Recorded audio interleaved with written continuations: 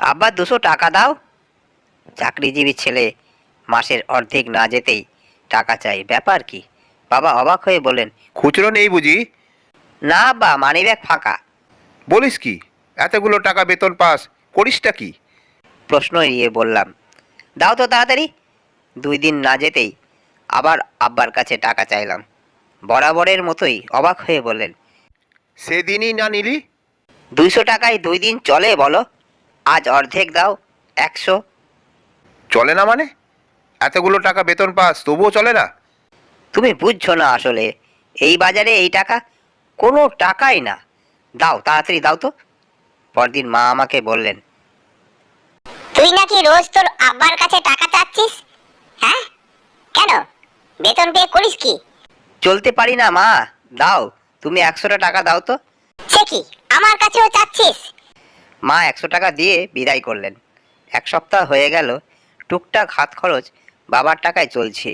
মাঝে মাঝে মায়ের কাছ থেকেই নিই। আব্বা ভীষণ বিরক্ত, আমায় ডেকে বললেন, বাপের কাছ থেকে যদি হাত খরচ নিবে তাহলে চাকরি করার দরকারটা কি? ঠিক বলেছ, দরকার নেই।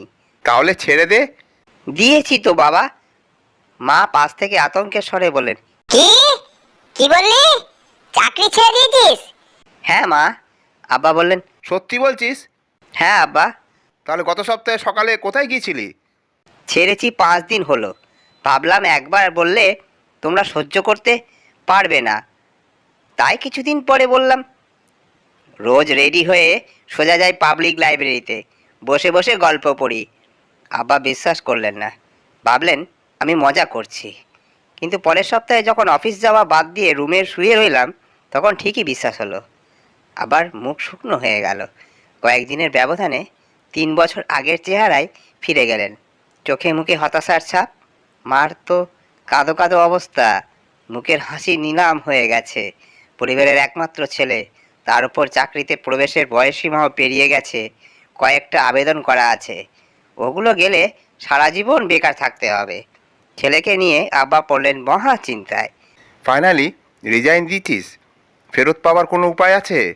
না আব্বা, ছাড়লি কেন? ভালো লাগছিল না তাই। এটা কি ধরনের ছেলে মানুষই? একবার ভাবলি না দুই বুড়ো মানুষের কথা?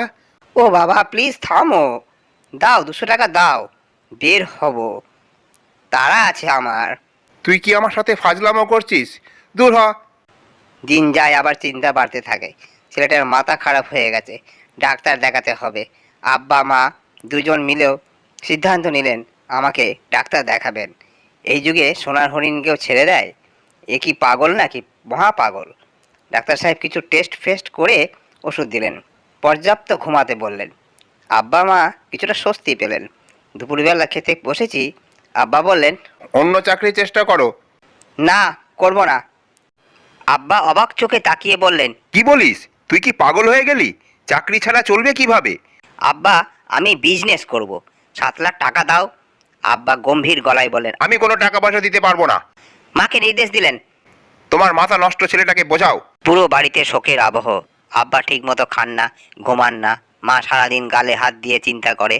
আমার কাছে এসে এমন কিছু প্রশ্ন করে, এমন কিছু বুঝ দেয়, যেন তার ছেলে পাগল হয়ে গেছে। সন্ধ্যায় আব্বা বলেন, তুই পড়াই মন দে, আবার পরীক্ষা দে, টাকা পয়সার সব ব্যবস্থা আমিই করব। তুই পারবি, আমার সে বিশ্বাস আছে। আব্বার চোখের কোণে জল দেখে নিজেকে আর সামলাতে পারলাম না, ফাঁস করেই দিলাম। আব্বা আমি 15 দিনের শান্তি বিনোদন ছুটিতে আছি। হুট করে 3 বছর আগে সেই বেকারের বাবা মাকে মিস করছিলাম। নতুনভাবে পুরাতন ফিলিংস নিতে ইচ্ছে হচ্ছিল, তাই একটুকু মজা করলাম আর কি। আব্বা চোখে জল মুখে হাসি নিয়ে আমায় জড়িয়ে ধরে পিঠ চাপড়ে বললেন, তুই কি সারা জীবন এমন দুষ্টুই থাকবি? ভালো হবি না।